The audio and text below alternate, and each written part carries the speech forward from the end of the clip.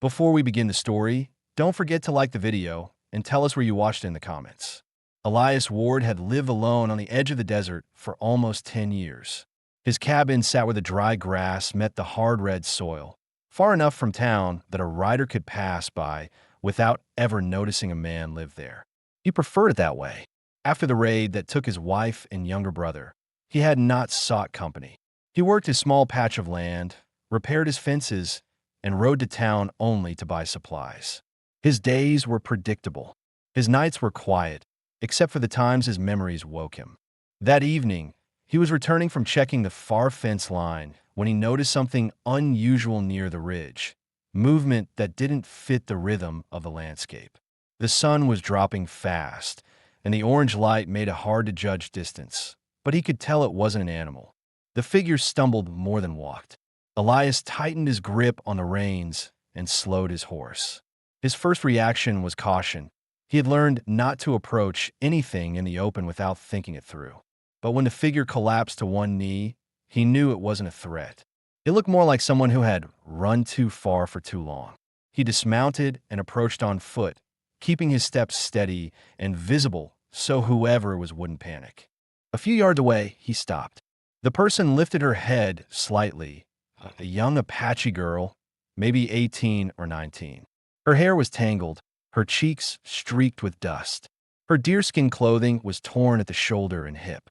She looked exhausted, her breath fast and uneven, as if she had been running for hours. She watched him with sharp, tired eyes. Fear was there, but she was too worn out to react quickly. Elias raised his hands slowly to show he carried no weapon in them. "You hurt?" he asked in a quiet, steady tone. She didn't answer. Her eyes flicked to the empty desert behind her, then back to him, trying to judge whether he was safer than whatever she had escaped from. Elias felt the tension in his chest shift. He knew fear like that. He had seen it in his brother's eyes the night the raid happened. He didn't want to push her, but leaving her out here was not an option.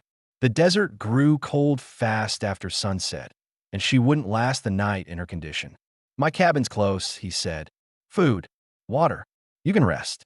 That's all I'm offering." Her breathing slowed a little. She nodded once, small, uncertain, but clear enough. Elias offered his arm, not touching her unless she accepted. She placed her hand on his wrist, light and shaking, and let him help her stand. Her legs trembled under her weight, and she leaned against him until she found balance. As they walked toward his horse, Elias noticed fresh bruises on her forearm and dried blood near her ankle. These were not injuries from travel. They were the kind that came from being hunted or pulled. His stomach tightened. Someone had done this to her. He lifted her onto his horse gently. She winced, but didn't pull away. He mounted behind her, careful to keep space so she wouldn't feel trapped, and guided the horse toward the cabin. She spoke only once during the ride, her voice weak and uneven. "Ayoka," she said, giving her name. Elias nodded. Elias Ward. They didn't speak again. Ayoka looked around constantly, scanning the darkening horizon. Elias could feel her fear, steady, silent, the kind that didn't fade even when the danger was out of sight. He didn't ask what happened. She was in no state to explain, and he had learned that people spoke only when they felt safe. When they reached the cabin, Elias lit a lantern and opened the door wide so she could see the whole room. One bed, one table, a small stove, shelves lined with tools and supplies. A simple place, nothing hidden. "You can sit," he said, pulling out the chair gently. Ayoka sank into it, gripping the edge with both hands until her breathing steadied. Elias poured water into a tin cup and set it in front of her. She looked at it for a second, as if deciding whether she could trust anything offered to her. Then she drank, fast at first, then slower. Elias crouched nearby, keeping his voice calm. "You were running from someone." Ayoka didn't speak, but tears filled her eyes briefly before she blinked them away. That was enough of an answer. He didn't press further. "I'll give you space," he said. "You're safe here for the night." Ayoka's eyes followed him as he stepped back, scanning him the same way he had scanned her, measuring risk, searching for truth. She didn't see cruelty in him, but she also didn't understand yet why he was helping her. Elias knew that look. He had worn it once. As he prepared a blanket for her near the warmer side of the room, he made a decision without needing to speak it aloud. Whoever, or whatever, she had escaped from wouldn't get to her here. That was his quiet mission now. Not because he owed anything, not because he wanted company, but because leaving a scared, injured girl to the desert or to the men chasing her was something he could not live with. He looked at her once more before turning down the lantern. She was already watching him, her eyes tired but alert, holding a mix of fear and a hesitant trust that surprised him. It had been years since anyone looked at him like that. And for the first time in a long while, Elias felt the weight of his solitude shift. Not disappear, but move, like he was no longer the only survivor in the room. The lantern burned low, filling the cabin with a soft, steady glow that left no corners in darkness. Ayoka sat wrapped in the blanket Elias had given her, her shoulders tight, her eyes following every sound outside. The desert wind moved across the boards of the walls with a dry whistle. Elias watched her quietly from the far side of the room, his back resting against the counter where he had prepared a pot of warm broth. He didn't serve it yet. He wanted to be sure she was calm enough to eat. He noticed details he hadn't caught in the dying light outside. Her hands were scraped and swollen from running through brush. A thin rope mark circled her right wrist, old enough to be fading, recent enough to hurt. It confirmed something he had suspected but didn't voice in Chapter 1. She hadn't just escaped an attack. She had escaped captivity. That detail alone explained the depth of her silence, the way she scanned a room, the way she kept her back close to a wall. Elias had seen that behavior before in wounded travelers who reached town after raids. It wasn't fear alone. It was a need to understand surroundings before trusting them. He stepped toward her slowly, placing the bowl on the table without coming too close. "You should eat. It'll help you get warm." Ayoka looked at the bowl, then at him. Her eyes didn't soften, but she didn't pull away either. She reached for the spoon with a shaky hand and took a slow sip. Her shoulders eased a little as the warmth spread through her. Elias sat across the room, not wanting her to feel cornered. He worked on stripping his rifle, cleaning it with careful motions. The task kept his hands occupied and his mind disciplined. If she needed to speak, she would. If she didn't, he wasn't going to demand answers. Still, he knew listeners would wonder what he was wondering too. Why was she alone? Where were the others? Why was she in such torn condition? He gave her time. After several minutes, she set the spoon down. "There were many," she said in a low voice. "Many men. They came when the sun was still high." Elias didn't move, letting her continue at her own pace. "My people ran, scattered.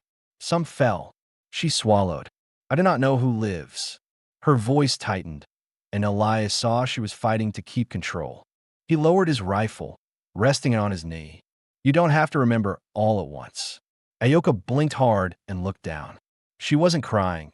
She was holding everything inside. He recognized the way someone tried to stay upright when their world had broken. She spoke again without lifting her head. "I ran because one man grabbed me. I broke loose. Others chased me." She touched the faded rope mark on her wrist. "I did not stop until I saw your horse." That detail filled the gap left in the first chapter. Why she had been so close to collapsing, why her clothes were torn, why she reacted to every sound. It also made Elias's chest tighten with anger he didn't show. Men who hunted a girl like that didn't give up easily. Ayoka watched him now, trying to read his reaction. "You're not like them," she said. "I see. I won't let anyone touch you here," Elias answered, his voice steady. He didn't raise his tone. Promises meant more when spoken simply. The wind pushed against the window shutters. Ayoka startled slightly, then caught herself and forced her hand still. Elias noticed.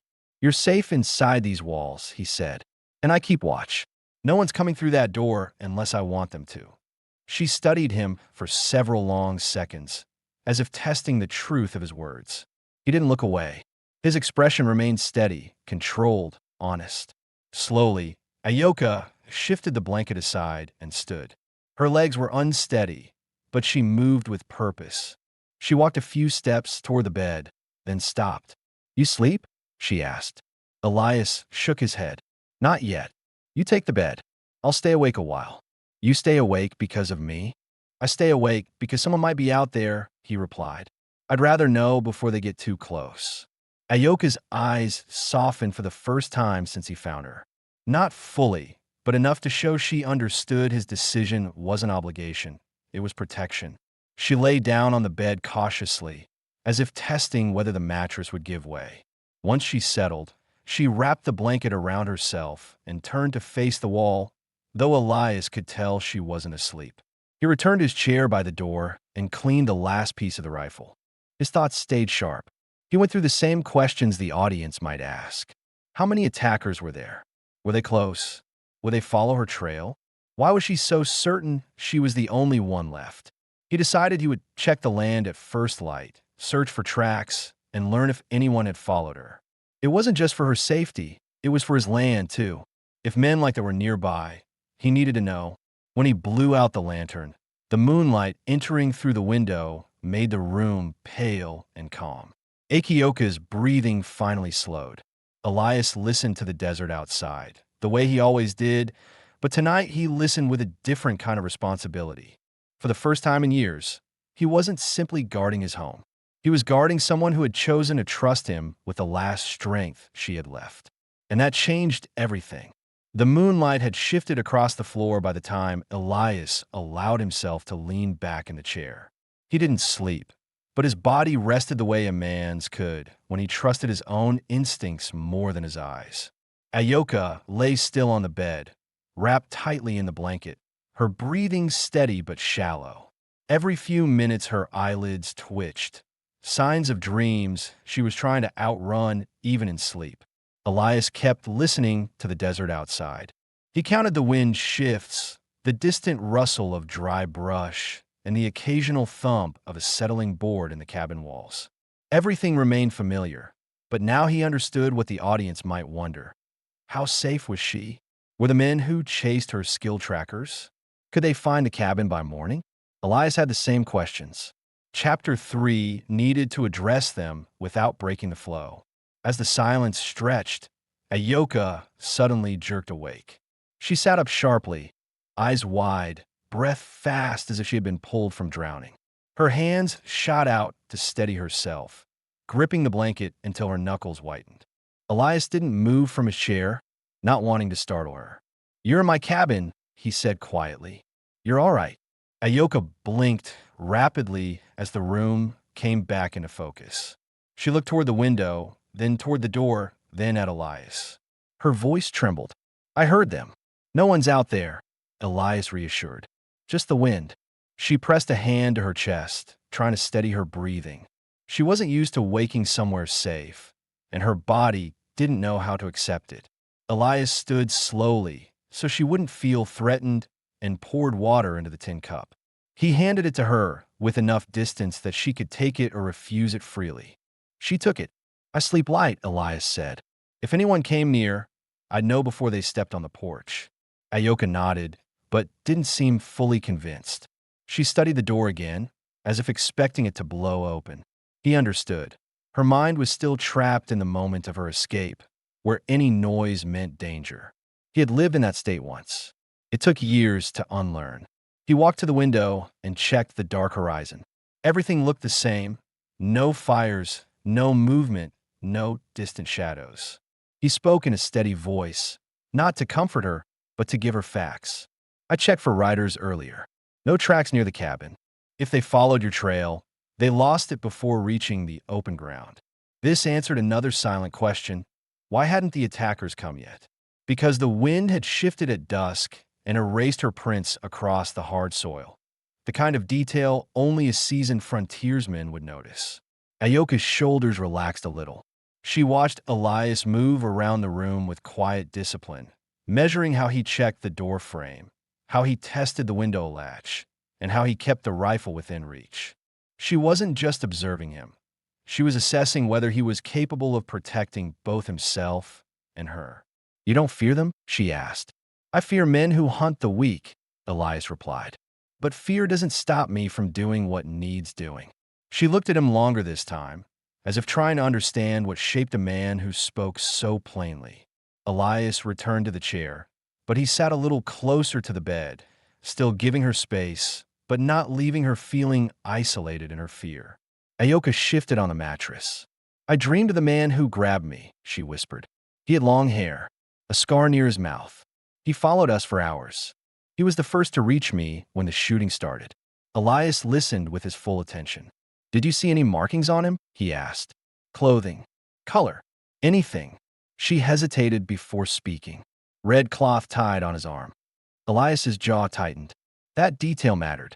Men who rode with a red armband were not regular raiders. They were bounty hunters, mercenaries who followed whoever paid more. That meant they weren't attacking her group at random. They had a reason. "You didn't tell me this yesterday," Elias said calmly. "I was tired," she answered, "and afraid you would turn me away if you knew."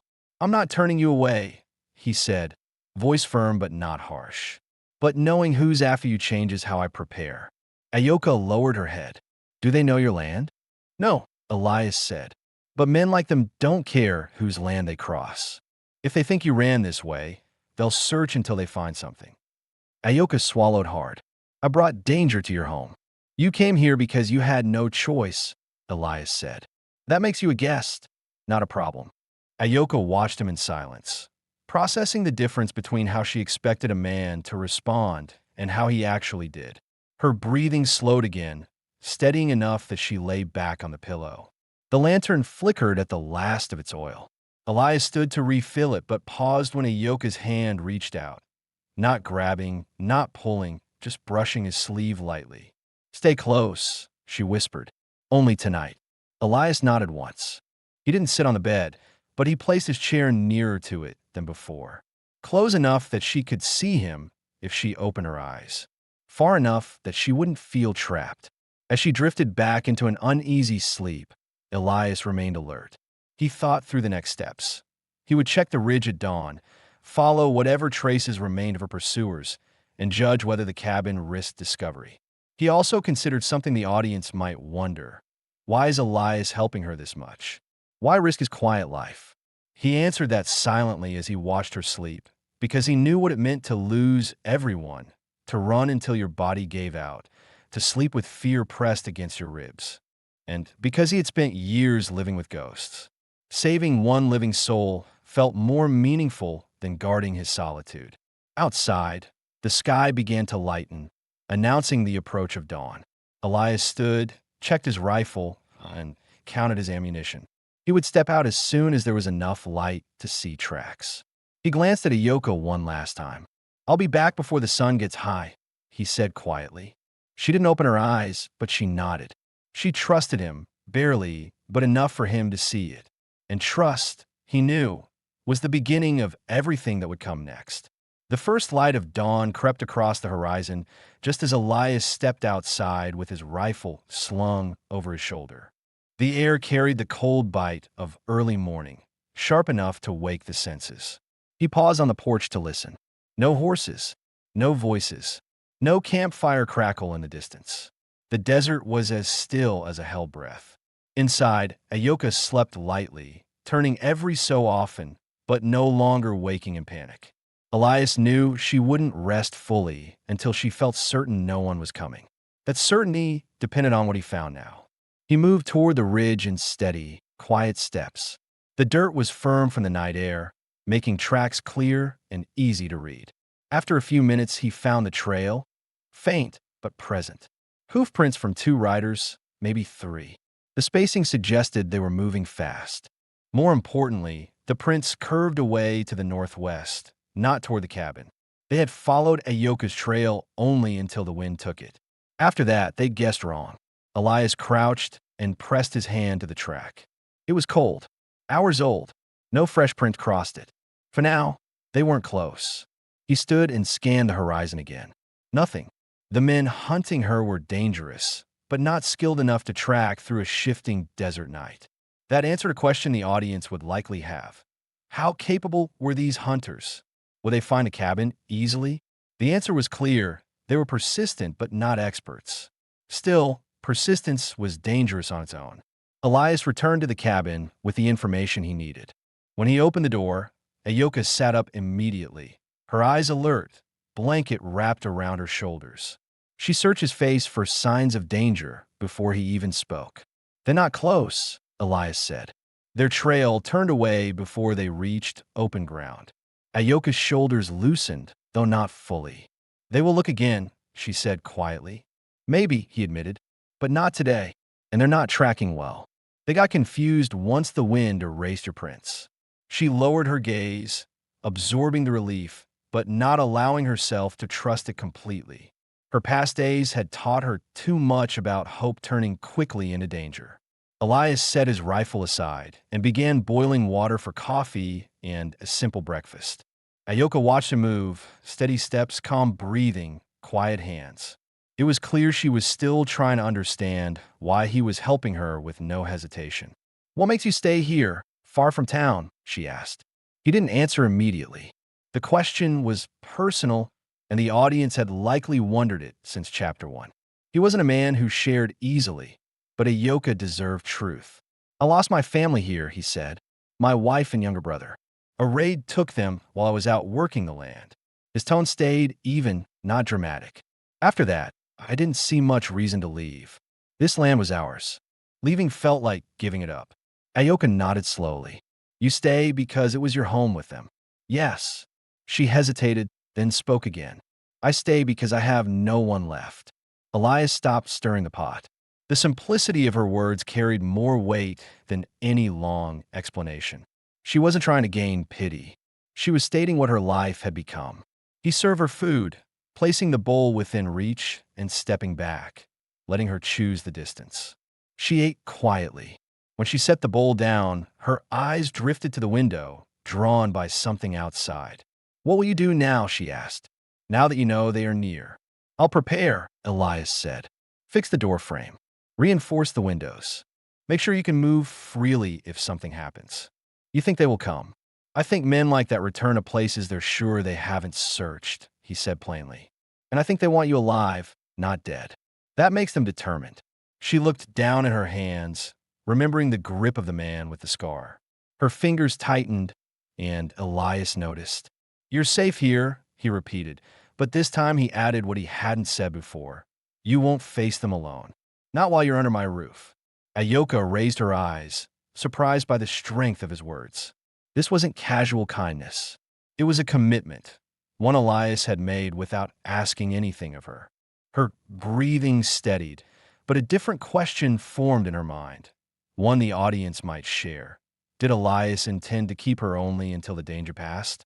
Or did he see her as someone who belonged here now?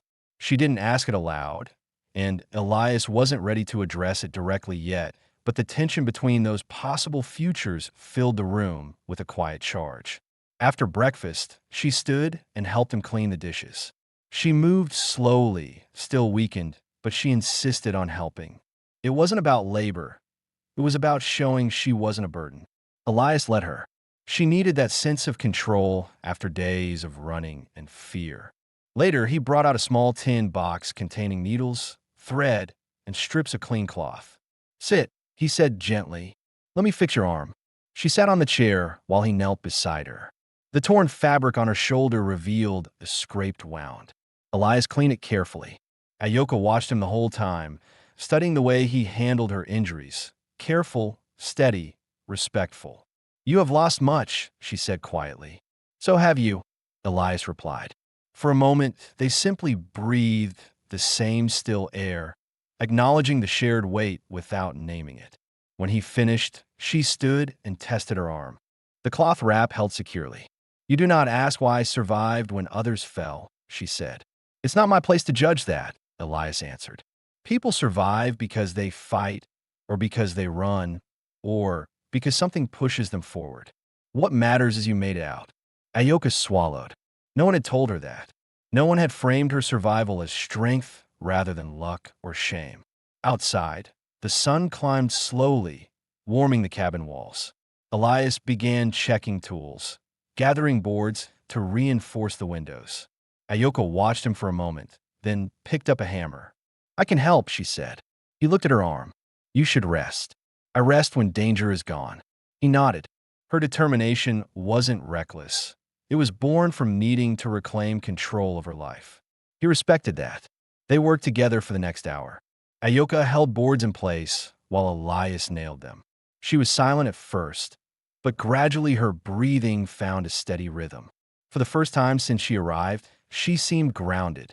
When they finished reinforcing the last window, Ayoka stepped back and studied the cabin. "You built this alone," she said. "Yes. You live alone."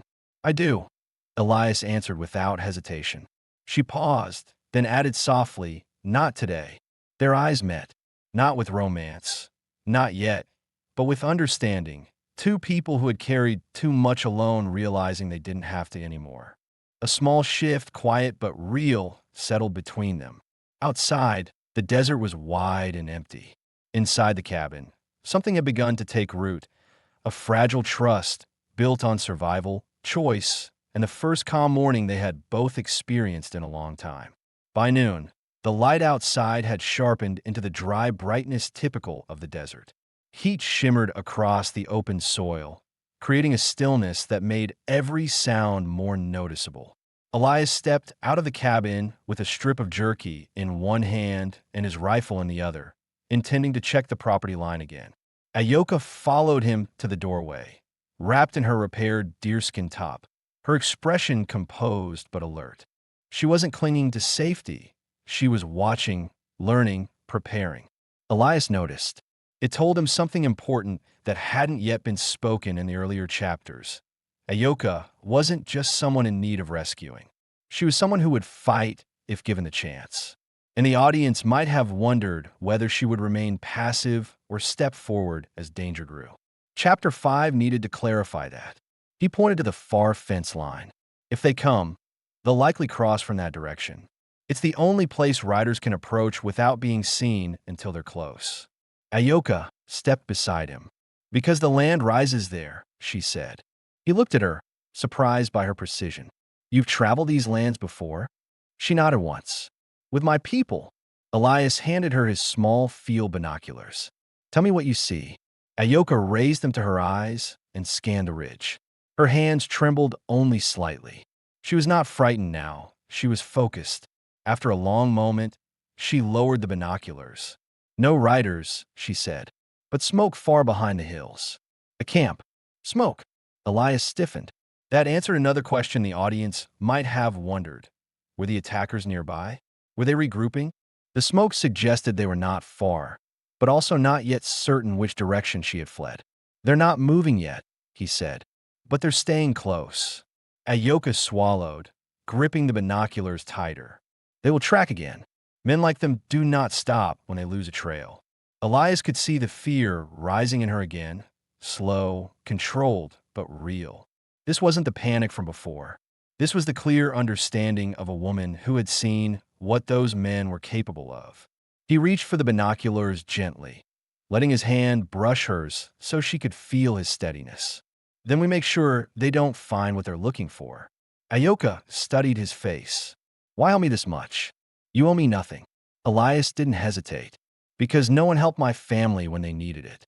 I won't watch another person get taken if I can stop it." That filled another early story gap. Elias's deeper motivation. Not just kindness, not just duty. The memory of failing to save his own family drove every decision he made now. Inside, they returned to work. Elias laid out his gear on the table. Spare ammunition, a hunting knife, rope, and his old saddlebag. Ayoka watched him with careful interest. She didn't touch anything, waiting for him to explain the purpose. "We need a plan," Elias said. "If they find a ridge, they might reach the cabin by nightfall. I want you to know your options." Ayoka took a slow breath. "Tell me." "There are two ways this can go," he said. "First, they pass by the ridge and move on. That's what I hope for. And the second, they find a ridge and follow whatever signs they can scrape from the ground. If they do, they'll reach this land. Maybe tonight, maybe tomorrow." Ayoka's fingers curled slightly against the table. "If they come tonight, what do I do?" "You listen for my voice," Elias answered. "If I tell you to run, you run. If I tell you to stay low, you stay low. I won't mislead you." Ayoka's breathing steadied. She nodded. "And you?" Elias started checking the rifle's chamber. "I'll handle them." She shook her head. There were many men. More than 2 or 3. I've dealt with worse, Elias said quietly. Ayoka stepped closer, but not while protecting another person. He paused. She had spoken the truth he didn't want to face. Alone, he would fight without hesitation. But with her here, someone wounded, someone unarmed, the risk doubled. He met her eyes. You're not helpless, he said. I can see that. If you need to defend yourself, you will. Ayoka absorbed the words slowly. Something changed in her expression. A sense of resolve, not fear, settled in her. I do not want to be the reason you fall, she said. Teach me something small. Anything. Elias considered the request. The audience might wonder too. Could she defend herself if things turned bad? Would she rely only on Elias? Answering that now would strengthen her role in the story. He picked up a small hunting knife. Not heavy, not complicated. This is yours until danger passes, he said, placing it gently in her hands. Hold it like this. Keep your wrist firm. Aim for the side, not the front. Use it only if you must. Ayoka listened carefully, repeating the grip until he nodded in approval. I will not panic, she said. I know. They spent the next hour securing the cabin further, reinforcing the front door with another plank, testing the hinges, checking the small gaps where wind and sound seeped through. Ayoka helped silently, taking instructions quickly, proving she wasn't a passenger in this fight. When they finished, Elias stepped outside again, scanning the horizon. The smoke had thinned, but it was still there. Ayoka joined him. They are moving, she said quietly. The smoke is less. They may have started riding again. Elias nodded. We prepare for tonight. Ayoka looked at him, her voice lower than before. If they come, will you stay close? Elias didn't break her gaze. I won't leave you. Her shoulders relaxed, though her eyes held worry. Then I will not leave you. They stood together on the porch as the desert wind shifted and the day began to dim. The threat was real, the shadows growing longer, the ridge line harder to read. But something unspoken anchored them now. An alliance shaped by survival, strengthened by trust, and held together by the quiet determination neither had voiced out loud until now. Inside the cabin, the lantern waited to be lit again. Outside, danger drew nearer with every hour. But for the first time, they faced it side by side, not as a frightened girl and a lone cowboy, but as two people preparing to stand against the same darkness. Evening settled over the desert with a slow heaviness, turning the sky into deep blue and leaving the horizon edged with fading orange. Elias lit the lantern inside the cabin, keeping it low so that no glow spilled through the cracks. Ayoka sat near the window, watching the ridge where the smoke had been earlier. Her posture was straight, controlled, but the tension in her hands showed she was preparing herself for whatever came next. Elias checked the rifle one last time, then set it beside the table. He tied back the curtains, tightened the door plank, and listened carefully to the distant wind. He knew the listeners might wonder something the story hadn't addressed directly yet. How many enemies were there really? What were their intentions? Had the man with the scar survived the earlier attack? Tonight would bring those answers. Ayoka stood and stepped closer to him. The air feels different, she said quietly. Elias nodded. Winds shifting east. Sound travels farther this way. We'll hear them before they reach the clearing. That reassurance steadied her only slightly. The truth was simple. She feared the moment she would see those men again. But she didn't hide from it. She faced the dark window with clear eyes, gripping the knife he'd given her. As the last trace of sunlight left the land, the night grew too quiet, too still. Elias recognized that silence. It meant movement somewhere out there. Then, faint but unmistakable, the sound reached them, distant hoofbeats. Slow at first, then stopping, then moving again. Ayoka's breath caught. They found a ridge. Maybe, Elias said, though he didn't need to guess. He stepped to the door and extinguished the lantern. Darkness filled the cabin, but Elias knew every board, every shelf, every step. He handed Ayoka the lantern glass to hold. It wouldn't break easily, and it kept her hands steady. The hoofbeats grew louder, soft, controlled. This wasn't a large group, maybe 2 men scouting ahead. Elias relaxed his jaw. That was manageable. What do you see? Ayoka whispered. Nothing yet, he said, peering through the narrow gap beside the curtain. But they're close. They're looking for signs.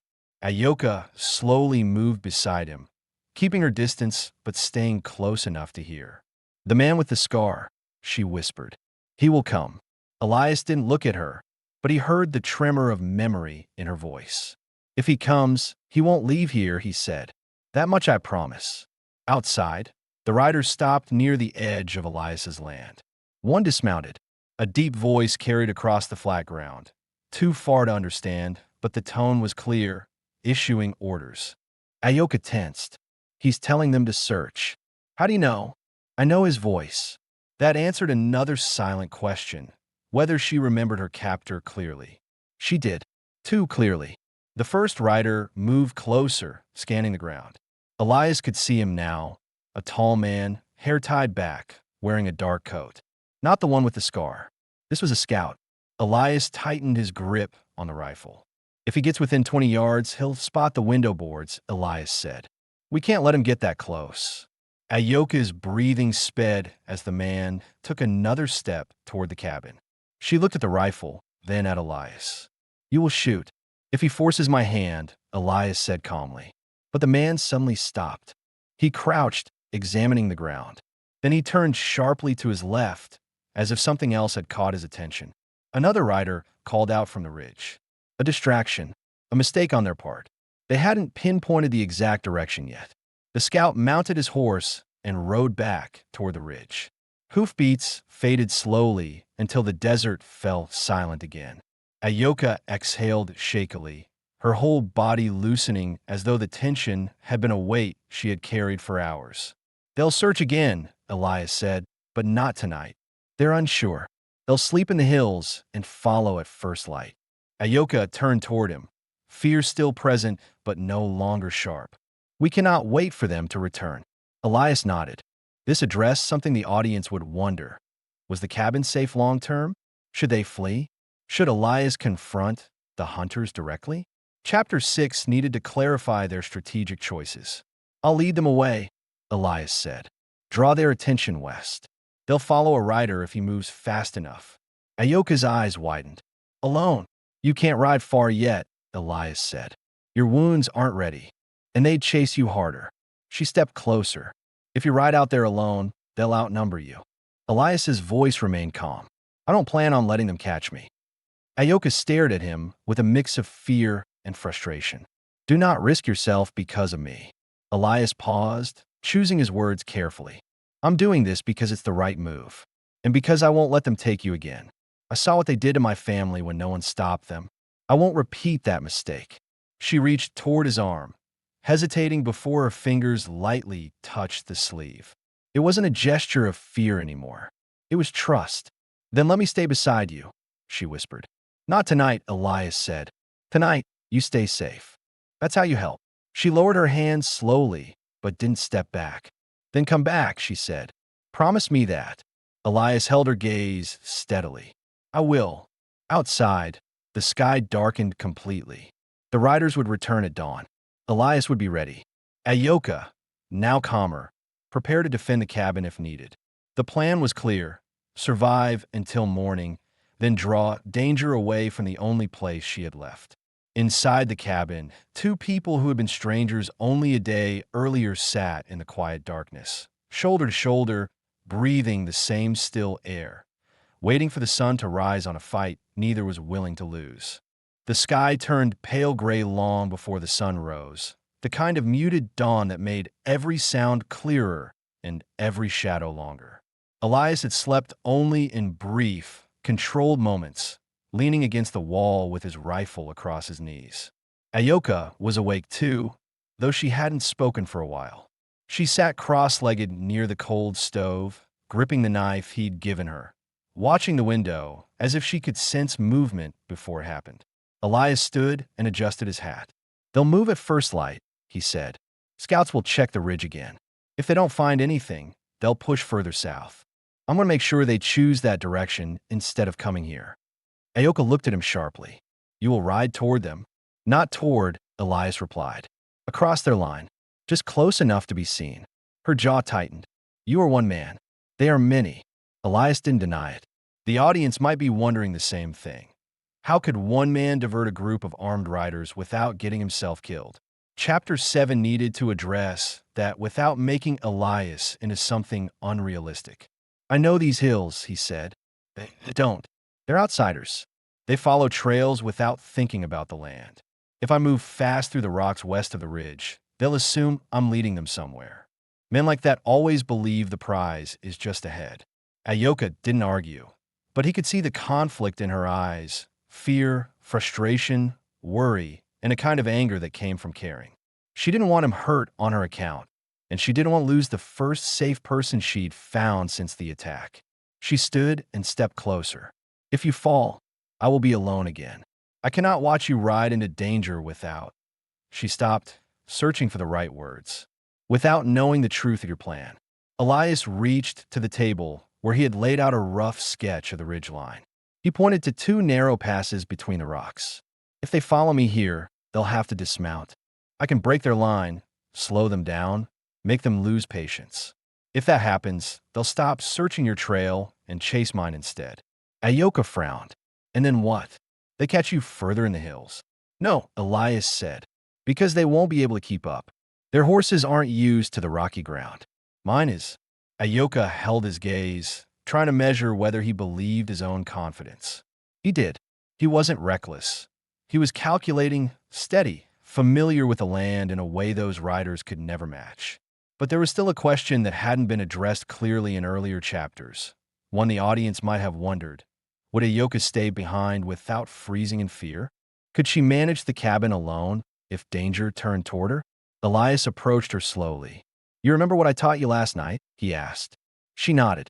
Stay low. Listen for your voice. Use the knife only if I must. And block the door with the heaviest table if I hear footsteps. Good, Elias said. If anything goes wrong out there, you'll have enough warning. Ayoka swallowed hard. I do not want to be hiding while you fight. You're not hiding, he said. You're surviving. And that's what we're both fighting for. She looked down, thinking. When she lifted her eyes again, there was something different in them. Strength that had been buried under fear for days. Come back, she said. Elias gave a small nod. I will. He stepped outside. The air was cold enough that his breath showed. Ayoka followed him to the porch, standing a step behind him like she wasn't ready to let him out of her sight just yet. From the ridge came the distant sound of movement. Riders shifting in their saddles, voices low, preparing to start the search again. They're moving, Elias said. Ayoka clutched the edge of the doorway. I hear them. Elias mounted his horse, tightening the reins. Ayoka stepped closer, her voice lower than a whisper. If I see them while you are gone, you go inside, he said firmly. Bolt the door. Stay low behind the crates. Don't open for anyone but me. Ayoka nodded slowly, but her eyes didn't leave his face. I fear losing you, she admitted quietly. Elias wasn't a man used to hearing such words, not from anyone, not since the night he lost his family. But now, hearing them from her, something inside him shifted. Not dramatically, but clearly. A calm certainty settled in his chest. You won't, he said. She reached out as he leaned forward in the saddle. Her hand touched his arm, light, brief, but deliberate. It wasn't a goodbye. It wasn't desperation. It was a promise between 2 people who had finally found someone worth protecting. I wait for you, she whispered. Elias turned his horse and rode west toward the rocky passes. Ayoka watched until he disappeared behind the ridge, then stepped back inside, closing the door with steady hands. The cabin felt emptier without him, but she didn't sit down. Instead, she checked the window boards, moved the crates into position, and placed the knife within easy reach. Her breathing slowed. She wasn't the frightened girl he had found in the desert anymore. She was someone preparing to fight for her life and for his. Outside, the distant echo of riders grew louder. Elias's plan was already in motion. Inside, Ayoka waited with a mix of fear, determination, and a strange new understanding of what it meant to trust someone fully. And for the first time since her escape, she wasn't waiting for death. She was waiting for him. Elias rode west at a steady but controlled pace, keeping low in the saddle as the ground shifted beneath his horse's hooves. The early morning chill clung to the desert air, tightening around his skin as he approached the rocky pass. Behind him, faint but growing closer, he heard the distinct rhythm of multiple riders. They had started searching again. They were moving faster today, more confident, determined. He guided his horse toward the narrow trail between the stone ridges. It curved sharply, forcing anyone following him to slow or risk a fall. The land here was uneven, full of jagged rocks and shallow drop-offs. Elias knew every inch of it. The riders behind him didn't. This leveled the fight, something the audience might have wondered. How could Elias realistically outmaneuver a larger group?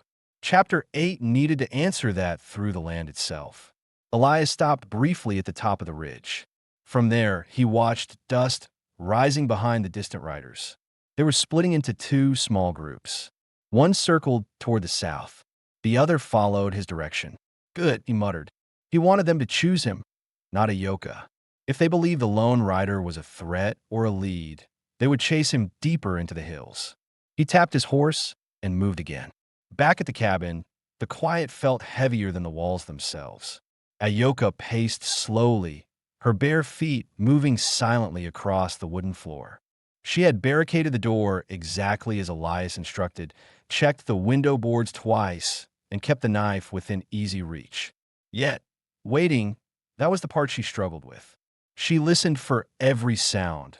Wind brushing against the cabin, distant birds, the faint groan of shifting timbers. Each noise sent a thrum through her chest.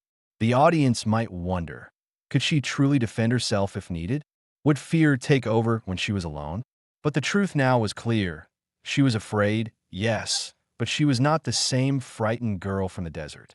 She had changed in ways she hadn't noticed until now. A sudden crack echoed from outside. Not near the cabin, distant toward the ridge. A gunshot. Ayoka froze. Her breath hitched in her throat. Her first instinct was to rush outside, but she forced herself still. Elias had been clear. Her job was to survive, not to get in the middle of the fight. She moved to the small window slit and peeked toward the hills. The distance made it impossible to see clearly, but the echo of another shot, sharper, closer, pushed her hard into her throat. Elias, she whispered, gripping the window frame. Her mind filled with images.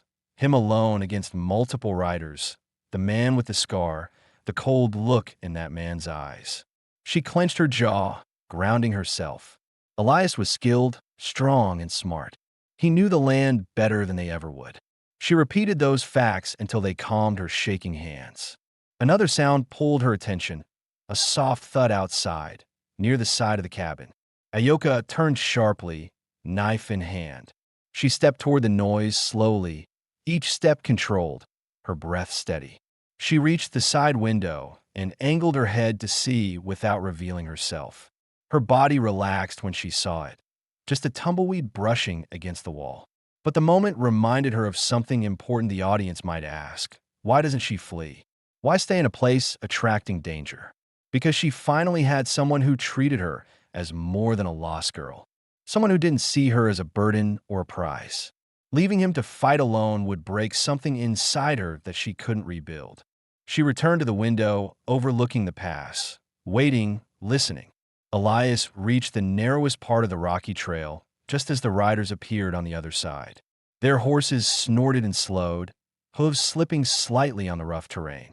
The lead rider dismounted and examined the ground. Elias recognized him immediately, the man with the long hair and the scar down his cheek. The one Ayoka feared most, the one who had grabbed her during the attack.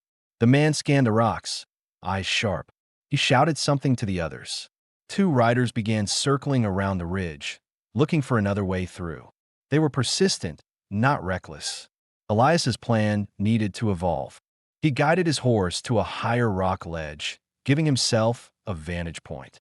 He didn't fire. Shooting now would reveal his exact position and give the riders the advantage. Instead, he waited, breathing steadily, controlling every movement. The man with the scar began advancing on foot, climbing the rocks toward Elias's direction. His boots scraped the stone, steady and confident. He didn't rush. He believed he was close to his target. Elias tightened his grip on the rifle. He wasn't a man who enjoyed killing, but he had made himself a promise long ago. He wouldn't let cruelty repeat itself if he could stop it. When the scarred man reached the next level of the ridge, Elias stepped into view, just long enough for the man to see him. Their eyes locked. Recognition flickered across the man's face like a spark. Elias fired. The shot wasn't lethal, but it was clean, striking the ground inches from the man's right foot. Dust exploded upward. The message was clear. I see you. I control this ground. You won't get past me. The man cursed loudly and stumbled back. His rider shouted, confused. The echo of the shot rolled across the hills toward the cabin. Ayoka heard it. Her knees weakened, but she stayed upright, gripping the edge of the window's slit. Hold on, she whispered. Hold on. Elias used the moment of chaos. He rode west again, kicking up dust and drawing the men's attention. They mounted quickly and followed, just as he intended.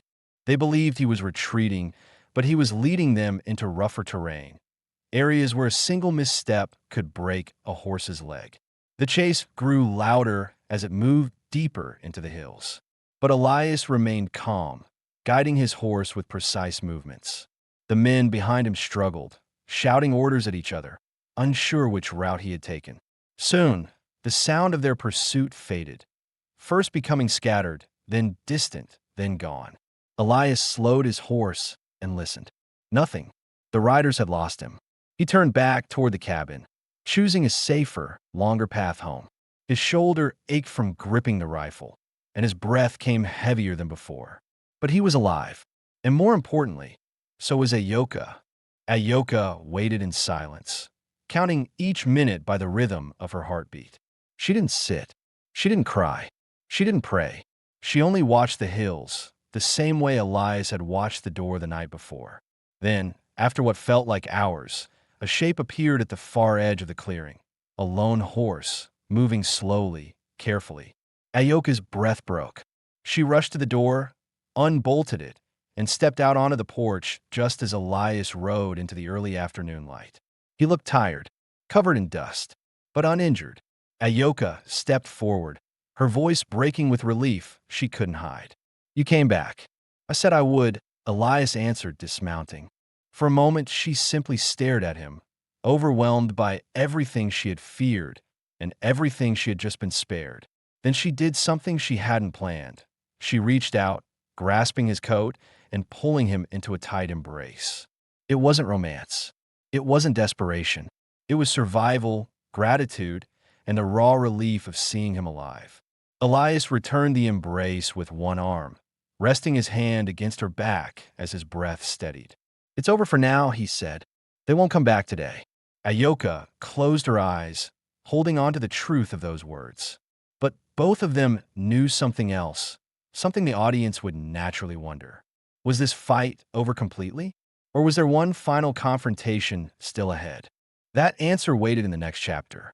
For now, they stood together on the porch, alive, unbroken, and closer than ever. The afternoon light settled gently over the land as Elias and Ayoka stood on the porch, neither speaking for a long moment. The danger had passed for now, but the weight of the morning still clung to them. Elias could feel the tremor in Ayoka's hands, not from fear anymore, but from the release of it. She stepped back slowly, letting him breathe, though her eyes never left his face, as if confirming he was truly alive. Elias wiped the dust from his coat and guided his horse to the post. They won't try again, he said quietly. Not after losing the trail this badly. You are certain? Ayoka asked, her voice steadier now. Yes. Elias looked toward the ridge. I watched them scatter. They had no leader after the one with the scar retreated. They'll head back north or toward the river, try to pick up tracks elsewhere. But they won't find yours again. That answered a lingering question. Would the hunters return? Would there be another confrontation? The truth was clear, no. The threat had broken. The pursuit had ended. Ayoka exhaled deeply, a breath she had been holding since dusk the night before. She shut the cabin door behind them both and leaned against the wood for a moment, letting her shoulders loosen. Elias watched her carefully, aware the emotional weight might strike now that survival no longer demanded her full attention. "What happens now?" she asked softly. Elias thought about it before answering. "Now we rebuild calm. You heal. I fix the rest of the windows. And we plan the days ahead." Ayoka nodded slowly, but didn't move from her place by the door. He stepped toward the table, pouring water into a cup for her. "Drink," he said. "You need it." She took it and drank quietly. But Elias could see her mind working, turning over questions that the listeners would naturally wonder as well. Would she leave to search for her people? Would she stay? Was this cabin only a shelter, or was something more? What did Elias want now that the immediate danger was gone? Ayoka set the cup down gently. "Elias, if I leave here, who will I be? Where will I go?" "You don't have to decide today," he said. "You've been running too long to make choices on tired legs." "But you must know," she insisted. "If I stay, I change your life. If I go, I leave you alone again." Elias paused. The honesty in her words struck something deep and familiar inside him. The truth he had avoided for years now stood in front of him, clear and unavoidable. "My life changed the moment I found you in the desert," he said softly. "You didn't break it. You filled something that was empty for too long." Ayoka looked away briefly, overwhelmed, then back at him with a guarded expression that slowly softened. "I have no family left," she said. "No home. No safety. You have a choice now," Elias replied, voice firm but gentle. "And that is more than you had when you arrived." Ayoka stepped closer, her voice low. "And what do you choose?" The room fell still. Elias set his hands on the table to steady himself, not from uncertainty, but from the seriousness of the moment. "I choose to keep you safe. I choose to see you heal. And if you want a place to call home," he hesitated only a heartbeat. "I choose this one, with you in it." Ayoka's breath trembled, not from fear, but from a relief she hadn't let herself imagine. She nodded slowly, a silent agreement taking shape before either could put more words to it. She moved past him to look outside again. The land was calm, washed with the warm tones of late afternoon. The threat that had shaped her past was gone. The silence no longer felt dangerous. "It feels safe here," she said quietly. "It feels right." Elias stepped beside her. "Then stay. Not as a burden. Not because you owe me anything. Stay because you choose to." Ayoka closed her eyes for a moment, grounding herself. When she opened them again, the decision was clear. "I choose to stay." It wasn't dramatic. It didn't need to be. It was steady, grounded, and real, exactly the kind of ending their story demanded. A choice made not from fear or desperation, but from trust. Elias nodded once, accepting her words with a calmness that held a quiet happiness beneath it. "Then we build something here, together." Days passed, then weeks. Ayoka regained her strength slowly. The wound on her shoulder healed cleanly under Elias's careful bandaging. She returned to cooking, helping with small tasks, walking the land around the cabin with increasing confidence. The fear that once lived in her eyes faded into clarity. The nightmares grew less frequent. Elias expanded the cabin, building a second room with lumber he hauled from town. Ayoka helped by sanding, carrying tools, and arranging the inside with touches of her heritage. Woven cloth, feathers, a small carved figure she had kept hidden since her escape. They worked side by side without rushing anything, their bond forming naturally through shared chores, quiet evenings, and broken conversations that eventually became full ones. The audience might wonder, did they fall in love? The story respected the realism. Their closeness grew from survival, trust, and the comfort of not being alone. Not rushed, not forced, but solid, unmistakably real. By the end of the second month, their routine was that of a household, not two strangers sharing space. One evening, they stepped outside to watch the sunset. The sky glowed in shades of amber and rose, casting warm light over the land. Ayoka stood beside Elias, her arm brushing his lightly. She didn't pull away. "This land is different now," she said softly. "How so?" Elias asked. "It no longer feels empty," she replied. Elias looked at her, the faintest hint of a smile touching his face. It hasn't felt empty since the night you walked into it. Ayoka turned toward him with a gentle, honest warmth in her eyes. She reached for his hand, carefully, not assuming but asking. He took it. They stood together as the sun dipped below the horizon, neither afraid, neither alone, knowing the fight was behind them and a life. Quiet, steady, chosen, waited ahead. No loose ends, no unanswered questions. A complete ending built on trust, survival, and the simple truth that staying can be its own kind of love.